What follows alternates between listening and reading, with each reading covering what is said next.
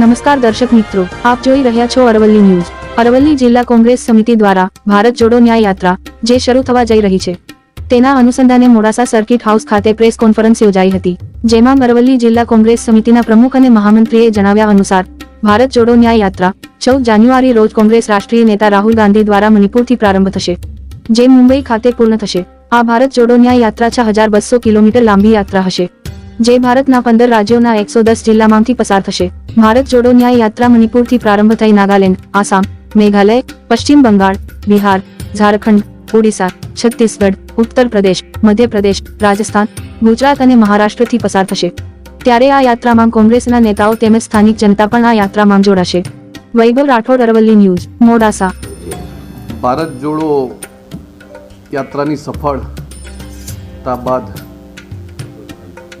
આદરણીય રાહુલ ગાંધીજીના નેતૃત્વમાં જે સફળતા મળી એ ભારત જોડો યાત્રા બાદ ફરીથી એઆઈસીસી દ્વારા આદરણીય રાહુલજીના નેતૃત્વમાં ભારત જોડો ન્યાય યાત્રા એ આવતીકાલ તારીખ 14 જાન્યુઆરીથી મણિપુરથી શરૂ થશે અને 20 માર્ચે મુંબઈ ખાતે એનું સમાપન થશે। આ ભારત જોડો યાત્રા અંદાજે 6500 કિલોમીટરની હશે, જેની અંદર 15 રાજ્યો અને 110 જિલ્લાઓનો સમાવેશ કરવામાં આવેલો છે।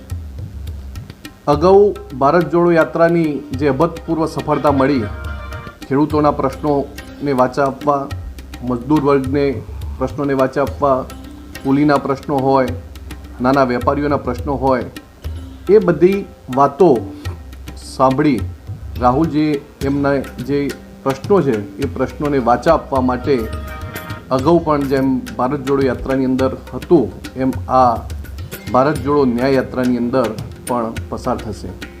ગુજરાતની અંદર પણ 6 થી 7 દિવસ આ ભારત જોડો યાત્રા યોજાશે અને એની અંદર પણ ગુજરાતના જે જુદા જુદા જિલ્લાઓ જે છે એની અંદર પણ આ યાત્રાનું ખૂબ જ સારો પ્રતિસાદ મળે અને ખૂબ જ મોટી સંખ્યામાં કોંગ્રેસના આગેવાનો અને વિવિધ જે સંસ્થાઓ, જે કુલી છે, ખેડૂતો છે, એ પણ જોડાઈ અને રાહુલજીની આ યાત્રાને સફળ બનાવવા માટે તમામ પ્રયત્નો હાથ ધરાશે।